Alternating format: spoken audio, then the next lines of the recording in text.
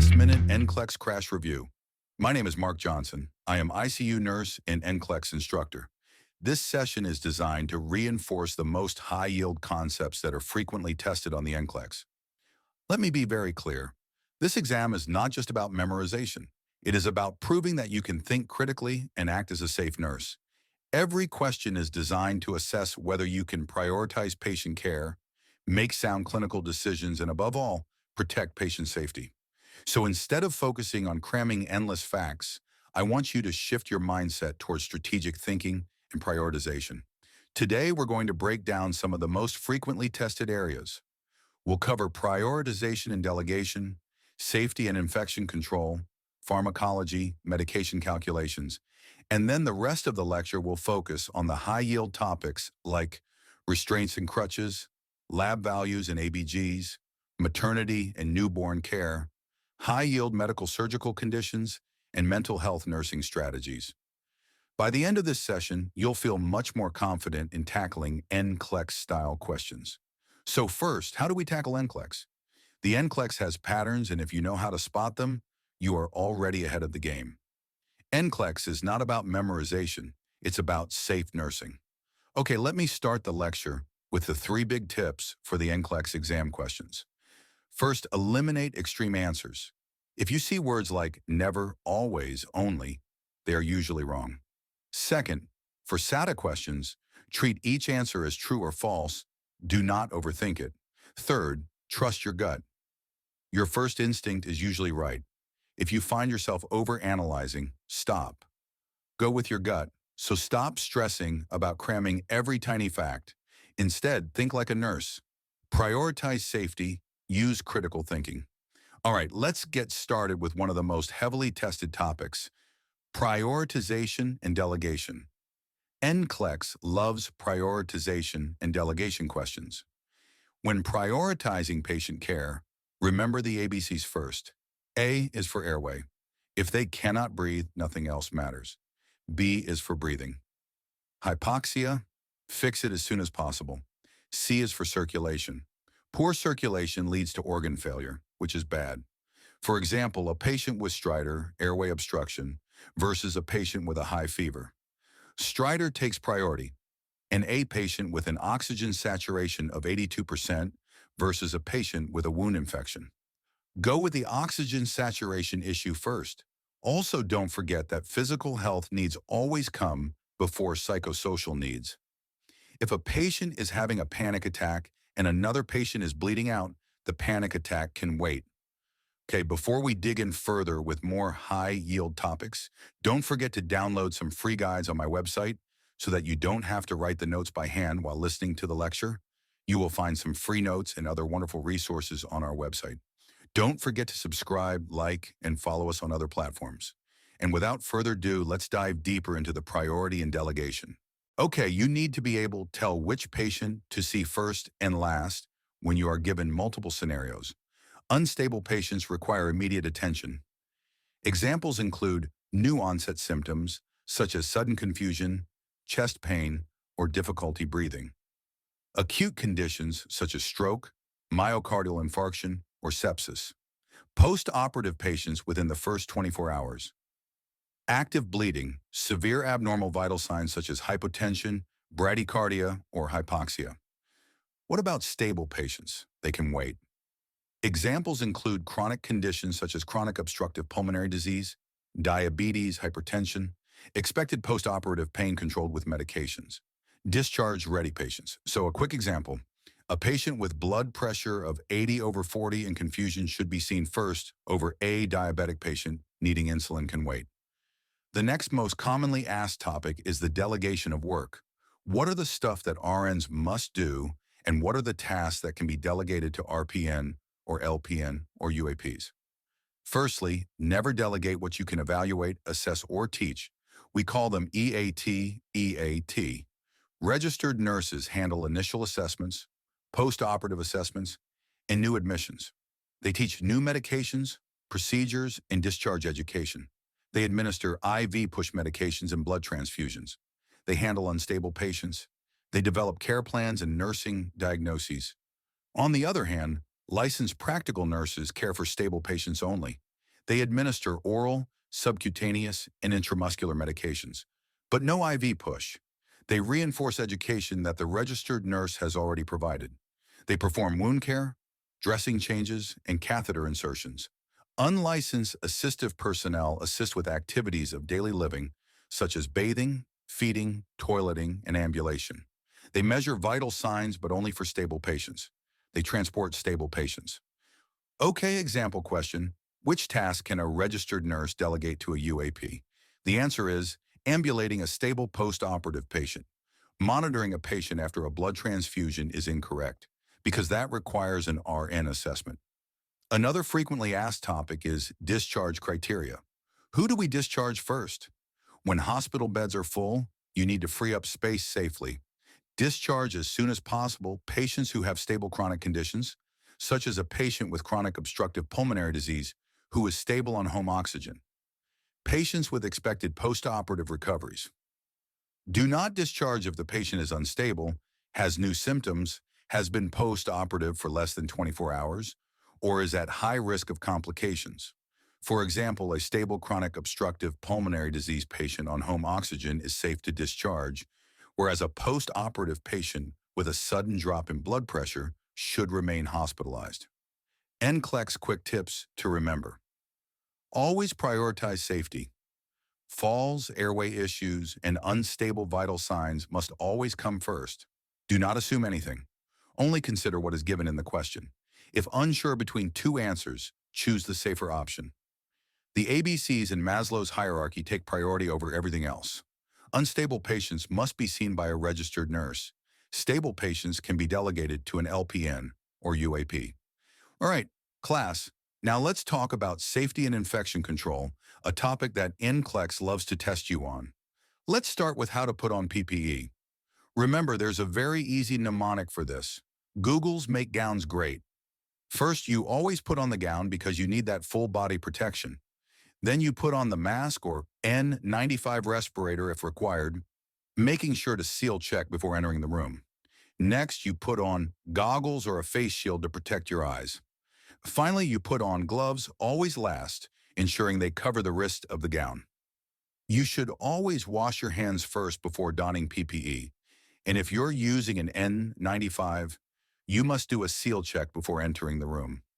Now that you have PPE on, you need to know how to take it off safely because this is where a lot of mistakes happen. The trick is to remember the order. Gloves, goggles, gown, mask. First, you remove the gloves since they are the most contaminated. Use the glove and glove technique or peel them from the inside out. Next, you remove goggles or a face shield, making sure not to touch your face. Then you take off the gown by untying it at the back and rolling it inward so the contaminated side stays inside. Lastly, you remove the mask, always last, and if it's an N95, you must remove it outside the room to avoid inhaling airborne particles. You must wash your hands immediately after removing PPE. Gloves first, mask last, prevents contamination. Now let's talk about isolation precautions because NCLEX frequently tests this topic. Airborne infections are those that float in the air, requiring an N95 mask. The mnemonic to remember is My Chicken Has TB, which stands for measles, chickenpox, herpes zoster, disseminated shingles, and tuberculosis. These patients require a private room with negative pressure to prevent the infection from spreading outside.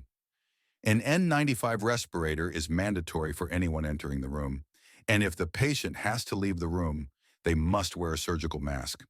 If you are asked which patient should be placed on airborne precautions, the answer is always someone with tuberculosis because they require an N95 mask and a negative pressure room. Respiratory syncytial virus, or RSV, is a droplet precaution, not airborne. What about droplet? Droplet infections spread through coughing, sneezing, or talking, so a surgical mask is required. The mnemonic to remember is Spider-Man, which includes sepsis, scarlet fever, strep pharyngitis, pertussis, pneumonia, influenza, diphtheria, epiglottitis, rubella, mumps, meningitis, and adenovirus. A private room is preferred, but if necessary, patients with the same infection can be placed together. Healthcare workers must wear a surgical mask when within 3 to 6 feet of the patient, And if the patient leaves the room, they must wear a surgical mask as well. If you are asked what PPE should be worn for a patient with bacterial meningitis, the correct answer is a surgical mask because meningitis is droplet precaution, not airborne. Okay, next contact. Contact infections spread through direct contact, meaning you must wear a gown and gloves for any interactions.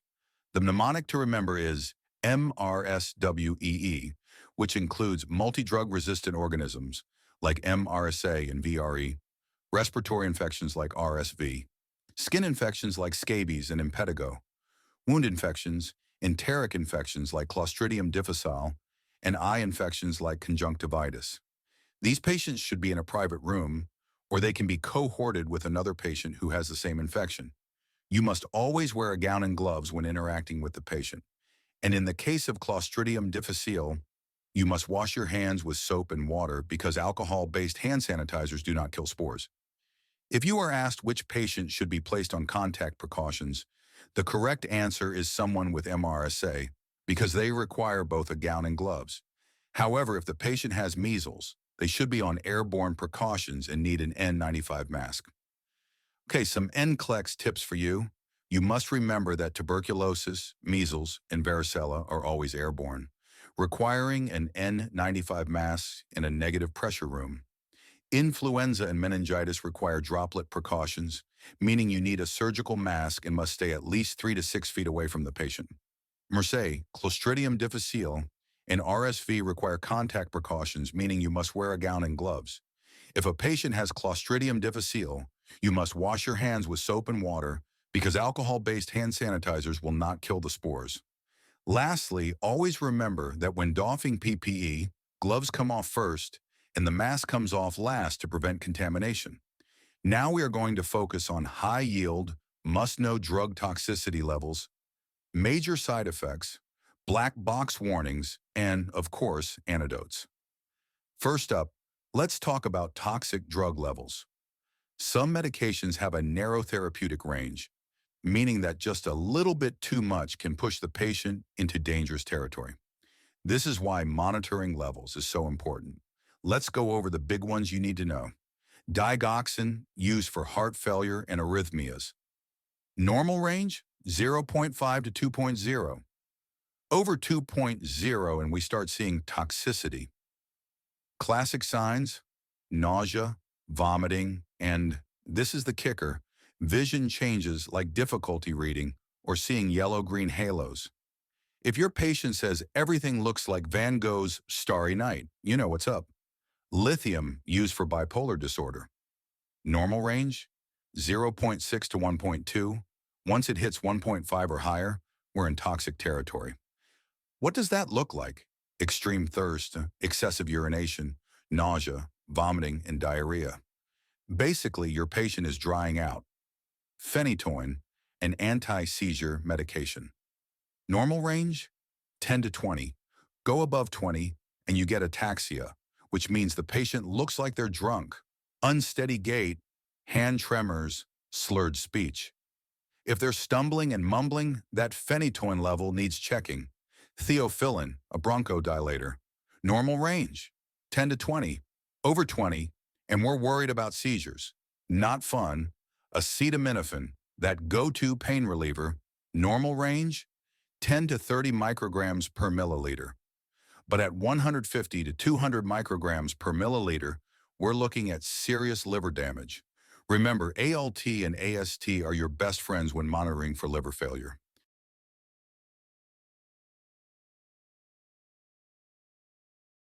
So again, digoxin toxicity is vision changes, yellow-green halos, nausea, bradycardia. Lithium toxicity is tremors, confusion, nephrotoxicity, kidneys. Phenytoin toxicity is ataxia, unsteady gait, slurred speech. Theophylline toxicity is seizures, dysrhythmias. Acetaminophen toxicity is liver failure. So you have to check ALT/AST. So what do we do if we suspect toxicity? Stop the medication immediately and check labs. If needed, administer the antidote. Speaking of antidotes, let's talk about those now. Antidotes are life-saving, and NCLEX loves to test you on them. Let's go through the key ones. Opioid overdose, give naloxone. Acetaminophen overdose, give N-acetylcysteine. It protects the liver. Magnesium sulfate toxicity, give calcium gluconate. Heparin overdose, give protamine sulfate. Warfarin overdose, give vitamin K. Digoxin toxicity, give digibine. Potassium overload. Remember big K, bicarb, insulin, glucose, and K-oxalate. Alcohol withdrawal, we use benzodiazepines. Calcium channel blocker overdose, treat with calcium gluconate. If you can memorize even just a handful of these, you'll be golden on test day. Now let's talk about black box warnings. These are the FDA's highest safety warnings, and they must be taken seriously. Let's start with beta blockers. Anything ending in LOL, like metoprolol or propranolol. Remember ABCD for their key risks. Asthma. They can cause bronchospasm, so we don't give them to asthma patients. Bradycardia. They slow down the heart rate and can cause heart block. CHF. In severe cases, they can worsen congestive heart failure. Diabetes. They mask hypoglycemia, which is dangerous for diabetic patients who rely on early symptoms like shakiness and sweating. Other important black box warnings? ACE inhibitors, pril drugs like lisinopril, can cause angioedema, swelling of the face, lips, and tongue. This is a medical emergency. Antidepressants, SSRIs, SNRIs, TCAs, increased risk of suicidal ideation, especially in young adults. QT prolongation drugs. Many medications can prolong the QT interval, increasing the risk of fatal heart arrhythmias. So to recap, know your toxic drug levels. Lithium, digoxin, theophylline, phenytoin, acetaminophen. Memorize key antidotes, naloxone, vitamin K, digibind, etc. Stop the drug and check labs if you see toxicity signs.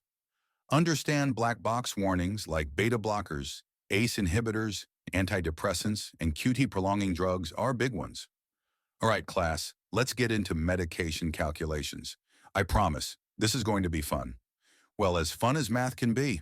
But don't worry, I'm going to make sure you never mess up a dosage calculation on the NCLEX. You will get at least 1 or 2 calculation questions in the NCLEX. We're starting with the basic dosage formula. It's super simple. D divided by H times Q equals X.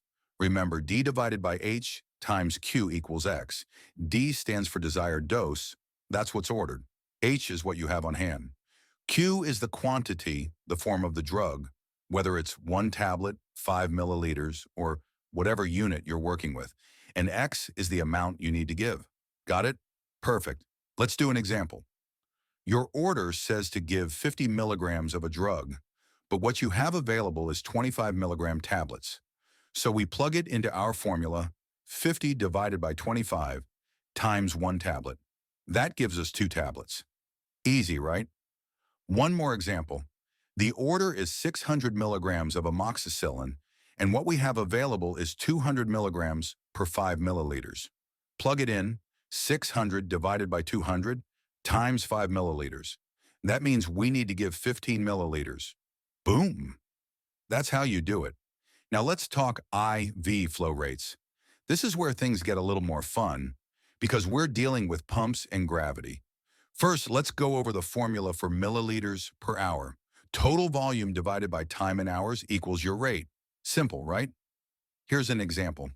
The order says to give 1,000 milliliters of normal saline over 8 hours. So we do the math.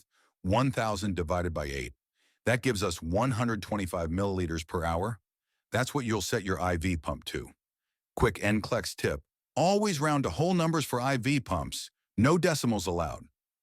Now let's talk about drip rates. That's when we don't have a fancy pump and have to count drops per minute. Here's the formula. Total volume x drop factor divided by total time in minutes equals drops per minute, GTT per minute. Example time. You need to give 1,000 milliliters over 8 hours. The drop factor is 15 GTT per milliliter. First, convert hours to minutes. 8 hours times 60 minutes equals 480 minutes. Now plug it in, 1,000 times 15 divided by 480. That gives us 31.25 drops per minute, But remember, we round to a whole number, so we set it to 31 GTT per minute. All right, last calculation, weight-based dosages. This is where we really need to pay attention because weight-based meds can be tricky. The formula is simple. Weight in kilograms times dose, milligrams per kilogram, equals total dose. And before we even start, always convert pounds to kilograms first. 1 kilogram equals 2.2 pounds. Write that down. Tattoo it on your arm. Whatever helps you remember. Example time. The order is for acetaminophen 15 milligrams per kilogram. The patient weighs 44 pounds. First, convert the weight. 44 pounds divided by 2.2 equals 20 kilograms. Now multiply. 20 kilograms times 15 milligrams per kilogram equals 300 milligrams. And that's your answer. 300 milligrams. See? Medication calculations aren't scary. It's just plugging numbers into formulas and double-checking your work. And the more you practice, the faster you'll get. And just remember, when in doubt, always check your work and never round too soon. Restraints and crutches. Now, I know it might not sound like the most thrilling thing, but trust me, it's crucial for the NCLEX, and it's one of those things you need to know inside and out. So let's make it fun and engaging as we go through this. First off, when do we use restraints, and what are some alternatives we should try first? The golden rule here is restraints should only be used as a last resort. You can't just slap restraints on someone because it's easier. The NCLEX is very clear on that. So, when can you use restraints? Only to prevent harm to the patient or others. This isn't just a rule, it's a legal and ethical standard. You're going to need a provider's order, and yes, you can get that order after applying restraints in an emergency, but you better follow up and document it properly. Let's look at some examples of when you can use restraints. Imagine you're dealing with a violent patient who's trying to harm staff or themselves. Restraints can be used here. Or maybe you have a post-stroke patient who keeps trying to pull out their IV or feeding tube. You might need to consider restraints in that case. And then there's the classic, a confused patient trying to get out of bed even though they're a high fall risk.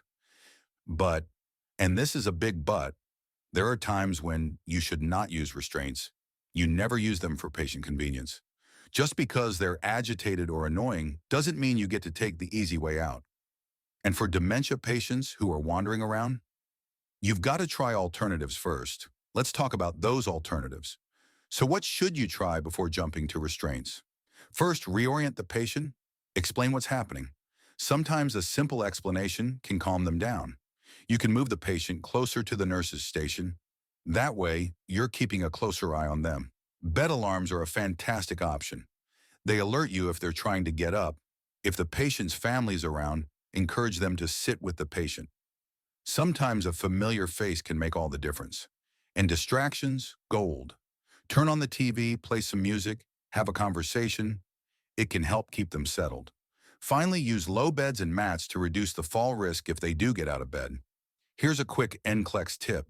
If you see an answer choice about trying a less restrictive method first, pick that one. Always go for the least restrictive option before jumping to restraints. Let's do a quick example question. A confused patient is trying to pull out their IV. What should the nurse do first? Cover the IV site with a protective sleeve because that's a less restrictive option. Applying wrist restraints immediately? Nope. Try alternatives first. All right, now let's switch gears a bit and talk about crutches. You're going to see questions about proper crutch fit and gait patterns, so let's make sure you've got this down. When it comes to proper crutch fit, you need a 2 to 3 finger gap between the armpit and the crutch top. Not more, not less, just right. And the elbows? You're aiming for about a 30-degree flexion when holding the handles. This helps keep the weight on the hands, not on the armpits. Why is that important? Because putting weight on the armpits can cause nerve damage. We're talking about axillary nerve damage, also known as crutch palsy. So remember, weight goes on the hands, never the armpits. Now let's talk gait patterns. The type of gait pattern used depends on the patient's weight-bearing ability. Let's break it down. First up, the two-point gait. This one's for partial weight-bearing on both legs. The patient moves the opposite crutch and leg together. It kind of mimics a normal walking pattern. This is great for patients with minor leg weakness. Then there's the three-point gait. This one's for non-weight bearing on one leg. Think fractures, sprains, or surgery on one leg. The patient moves both crutches forward, then the good leg steps up. Finally, we have the four-point gait. This is for full weight bearing and maximum stability. It's crutch, opposite leg, crutch, opposite leg, one step at a time. You'll use this for patients with severe weakness, like with neurodisorders. Going up and down stairs with crutches? There's a mnemonic for that. Up with the good, down with the bad. Going up, lead with the good leg, then the crutches, then the bad leg. Going down, crutches first, then the bad leg, then the good leg. Easy to remember, right? Quick and NCLEX tips to wrap this up. Restraints are a last resort. Always try alternatives first. When you secure restraints, tie them to the bed frame, not the side rails, and check every 15 to 30 minutes. Crutches. 2 to 3 finger gap under the armpits to avoid nerve damage. And remember, up with the good, down with the bad on stairs. All right, everyone, super important topic. Lab values and ABG interpretation. This is a high-yield topic for NCLEX, and we're going to break it down in a way that makes it easy to understand and remember. So let's get started. While they won't necessarily ask you to recall exact numbers from memory, you'll need to recognize abnormal values and know what they indicate. Many NCLEX questions present lab results as part of a case scenario, and you'll have to interpret whether they're normal or concerning and what actions to take. So while you don't need to memorize every single lab value, you should be very familiar with the most commonly tested ones, like sodium, potassium, calcium, magnesium, ABGs, and coagulation labs, because they directly impact patient safety. Having a good grasp of these values before going into the exam will make it easier to quickly identify critical issues and choose the right interventions. So, electrolytes, the basics. Electrolytes are essential for body function, and even small imbalances can cause major issues. You need to know these normal ranges and what happens when they're off. Sodium's normal range is 135 to 145. Sodium imbalances affect the brain. Too high or too low? Think neuro changes, seizures, confusion, even coma in severe cases. If you see a patient with mental status changes, check that sodium. Potassium. Potassium's normal range is 3.5 to 5. Potassium is all about the heart. High potassium, you'll see peaked T waves and arrhythmias. Low potassium, the heart gets irritable too, leading to dysrhythmias.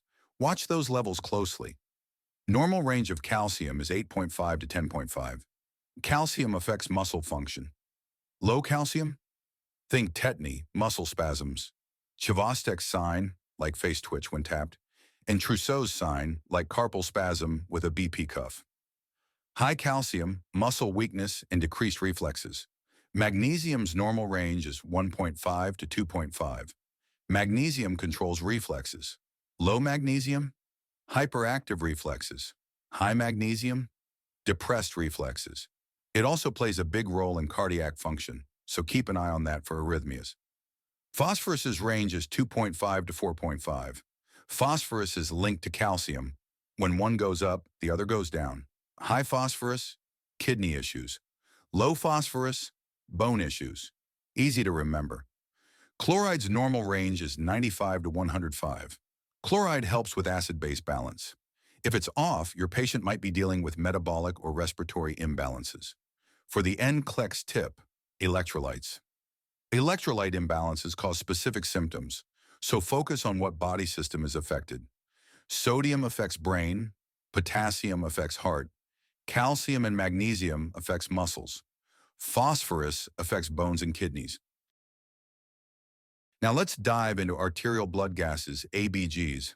These tell us how well the lungs and kidneys are balancing pH. First, you have to know the normal ABG ranges. pH is between 7.35 and 7.45. PaCO2, which is the partial pressure of carbon dioxide in arterial blood. The normal range is 35 to 45 millimeter of mercury, and this deals with the respiratory component. Bicarb's normal range is 22 to 26, which deals with the metabolic component. Respiratory versus metabolic imbalance. If pH and CO2 are moving in opposite directions, it's respiratory. If pH and HCO3 are moving in the same direction, it's metabolic. So once you remember these normal ranges, let's figure out how to solve such questions. First, you look at the pH value and see if it is acidic or alkalotic. If pH is lower than normal range, 7.35, it is acidosis. If it is higher than 7.45, it is alkalosis. Then next, you are going to look at the partial pressure of carbon dioxide and bicarb and see if they are lower or higher than their own normal range, and see if the trends of their own are the same or opposite to the trend of pH. And there is a memory tip here. Remember a word, Rome. Respiratory opposite, metabolic equal. So we say it is respiratory if the trend of pH and CO2 are the opposite, and metabolic equal. We can tell it is metabolic if the trend of pH and bicarb are the opposite. So let's say pH is lower than the normal range, so it is acidosis, and if the CO2 level is higher than its normal range, it is respiratory acidosis. Remember ROME, the mnemonic for respiratory opposite, metabolic equal. If CO2 and pH are opposite, it is the respiratory issue. If bicarb and pH move together, it is the metabolic issue. Common ABG conditions for each of them are important too. Respiratory acidosis is when low in pH and high CO2. For this, think hypoventilation like COPD, pneumonia, and sedation. Respiratory alkalosis is when high in pH and low in CO2. For this, think hyperventilation like panic attack, fever. For metabolic acidosis, think DKA, kidney failure, diarrhea. And for metabolic alkalosis when high in pH and high in bicarb, think vomiting, excess antacid use. Okay, let's shift gears and talk about complete blood count, CBC and coagulation studies. WBC, white blood cells. Normal range is 4,000 to 11,000. Low WBC, high infection risk. High WBC, infection is present. RBC, red blood cells. Normal range is 4.2 to 6.1 million. This tells us about oxygen carrying capacity. Low RBC, think anemia. High RBC, think polycythemia, too many red blood cells. Hemoglobin and hematocrit. Hematocrit's normal range is 37 to 52%. Low levels, anemia. High levels, dehydration or polycythemia. Platelets. Normal range is 150,000 to 400,000. Low platelets means high bleeding risk. That means if your patient is on heparin or aspirin, you need to check those levels before giving the meds. What about coagulation labs? PT, the prothrombin time is normally between 11 to 14 seconds.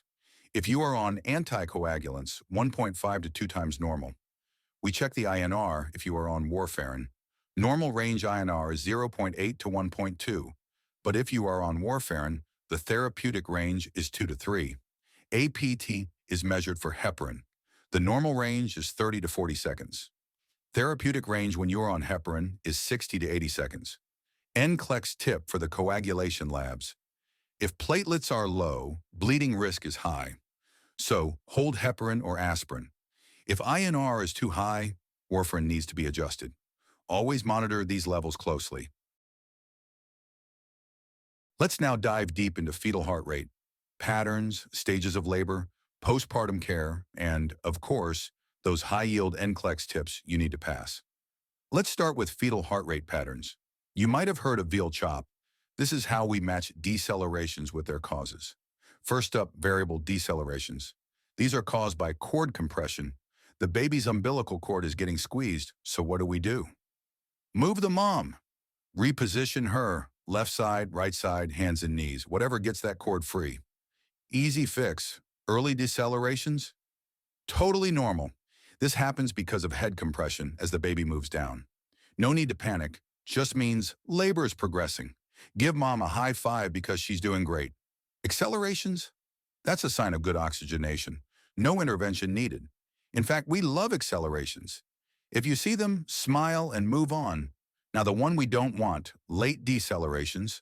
This means placental insufficiency, baby isn't getting enough oxygen. So what's the game plan? Stop Pitocin, reposition mom, give oxygen, and start IV fluids. This is an emergency, so act fast. Quick NCLEX tip: late D cells equals BAD. Early D cells, no worries. Variable D cells, move the mom. Now let's talk stages of labor. Knowing when to intervene is key. Stage 1 is when dilation and contractions begin. This stage has 3 phases. First phase is the latent phase. This is between 0 to 3 centimeters. Contractions are mild and mom is chatty. She's cracking jokes, texting her friends, life is good. Active phase is when it stretches to 4 to 7 centimeters. Contractions are stronger and mom is now serious. No more chit-chat. She's focused, maybe breathing heavy. This is where the real work begins. Transition phase is between 8 to 10 centimeters. This is intense. Mom feels like she's dying. She's not, but it feels that way. Lots of shaking, nausea, and yelling. Totally normal. When do we intervene? If contractions last more than 90 seconds or are less than 2 minutes apart, that's too strong. This is called uterine tachysystole. Also, if mom is pushing at 8 centimeters, tell her to stop and breathe. It's too early. The stage 2 of the labor is pushing and birth part. Mom is now fully dilated. This is go time. Time to push. Expect crowning. That baby is almost here. When do we intervene? If mom has been pushing for hours with no progress, we might need forceps or a vacuum. If the baby's head delivers but the shoulders get stuck, shoulder dystocia, we do the McRoberts maneuver, knees to chest and apply suprapubic pressure. Stage 3 of labor and delivery, placenta delivery. The placenta should deliver within 5 to 30 minutes after birth. What's not normal? If it takes longer than 30 minutes, that's a retained placenta. Call the provider. If mom is bleeding a lot, massage the fundus and give oxytocin to help the uterus contract. Stage 4 is the recovery, which is the first 1 to 2 hours postpartum. This is when we watch for postpartum hemorrhage, the biggest risk right now.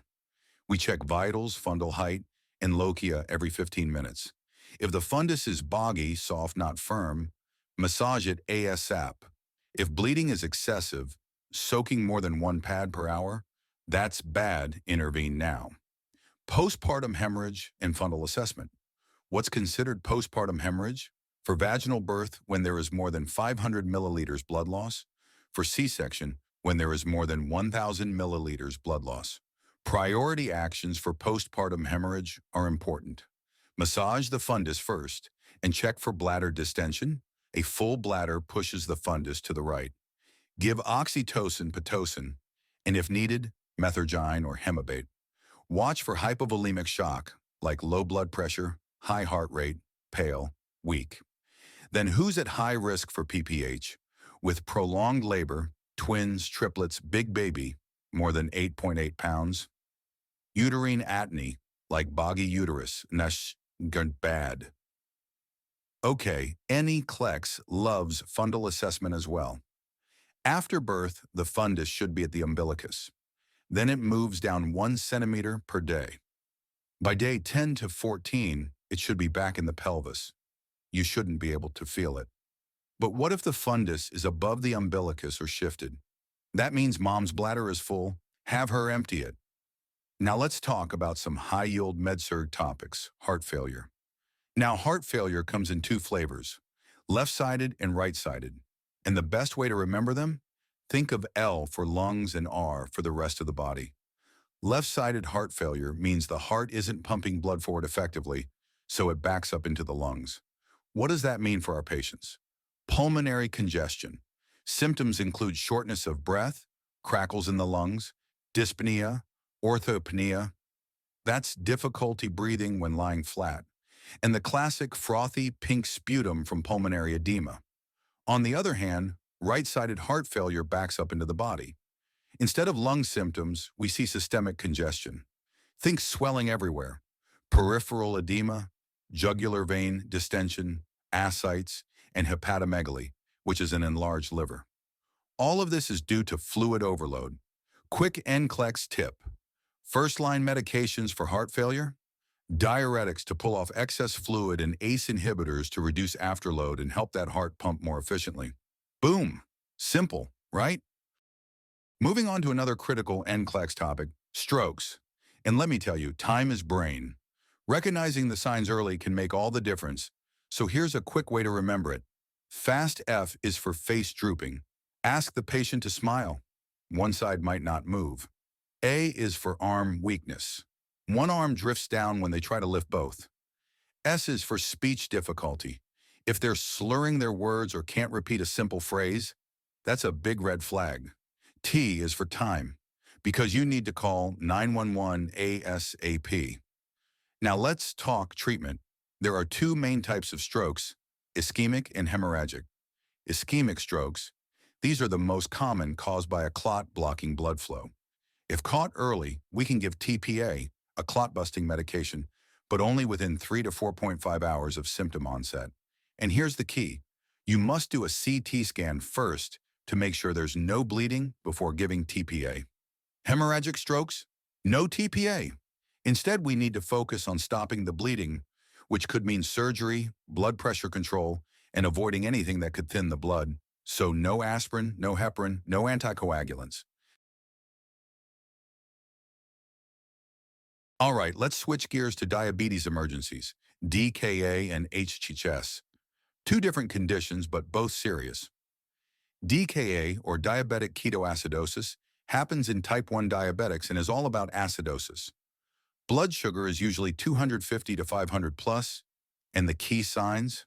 Small breathing, that deep, rapid breathing trying to blow off acid, fruity breath, and metabolic acidosis. The treatment? IV fluids. First, then insulin, and don't forget, you need to replace potassium because insulin drives potassium into the cells, which can cause dangerously low levels. Now, HHS, or hyperosmolar hyperglycemic syndrome, happens in type 2 diabetics. Blood sugar is crazy high, 600 or more. But here's the difference. No ketones, no acidosis, but severe dehydration and neurological changes like confusion and coma. The treatment plan is similar. IV fluids first, then insulin. But we're not as worried about acidosis like in DKA. And there you have it, some of the highest yield topics you need to know for the NCLEX.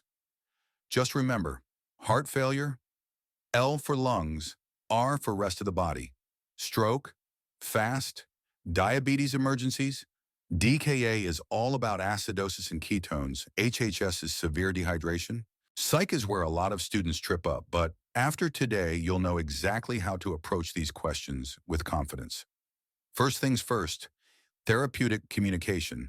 If there's one golden rule, it's this. Always encourage the patient to express their thoughts and feelings. That's your go-to mindset when answering NCLEX questions. So let's talk about what therapeutic communication actually looks like. If a patient says they're feeling overwhelmed, you reflect their feelings back. It sounds like you're feeling really overwhelmed. If they say they feel trapped, you clarify. When you say you feel trapped, what do you mean? If they're struggling to open up, you use open-ended questions. What has been on your mind lately? And sometimes you say nothing at all. Silence is powerful.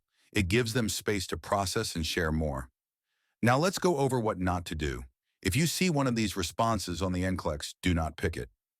Never ask why. Saying, "Why do you feel that way?"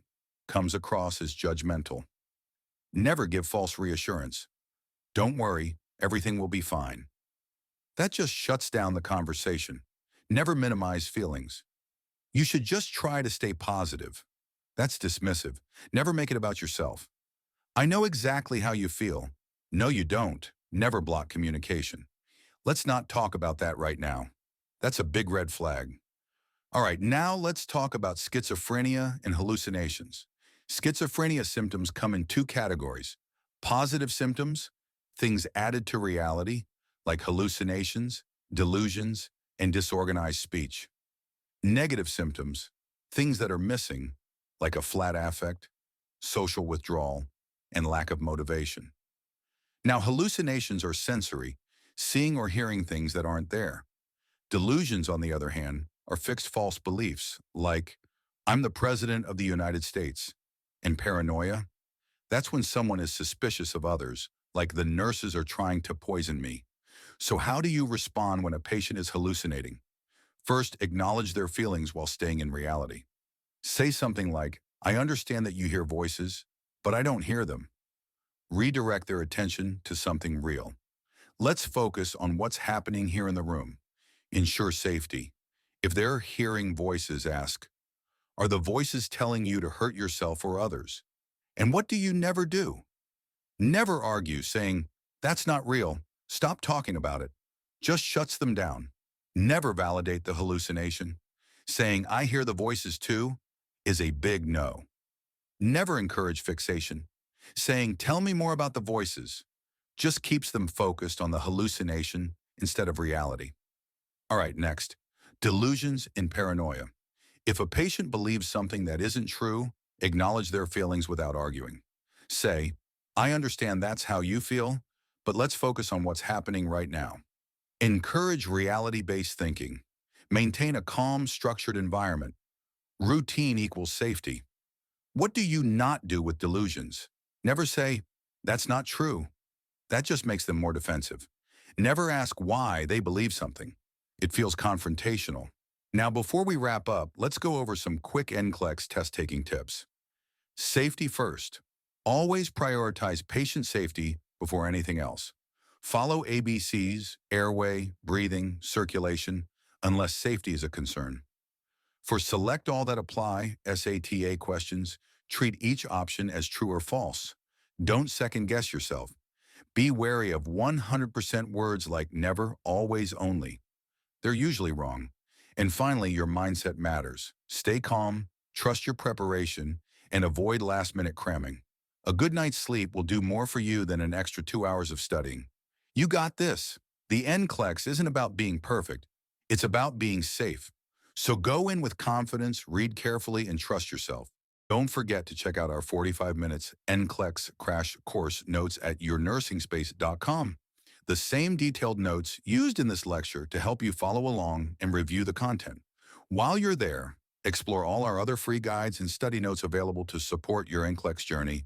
You can also check out our test bank platform, ExamASAP, our advanced adaptive testing platform featuring over 5,000 peer-reviewed questions designed to mirror the NCLEX experience. It includes detailed rationales, daily content updates, and a 24/7 AI tutor, resources recognized as industry-leading and proven to enhance your performance. Not only that, our question bank platform has next-generation NCLEX question types with case studies. We are adaptive and AI-powered platform that allows you to pass the NCLEX the first try. With our question bank platform, you are able to see the analysis of how ready you are for the NCLEX exam with a detailed analysis based on your performance. So check out our website for all those goodies. And I hope this lecture helped you feel a bit more confident whether you're studying for nursing school or gearing up for the NCLEX. Again, I'm Mark Johnson, your NCLEX instructor here at YNS, and I'll see you in the next lecture.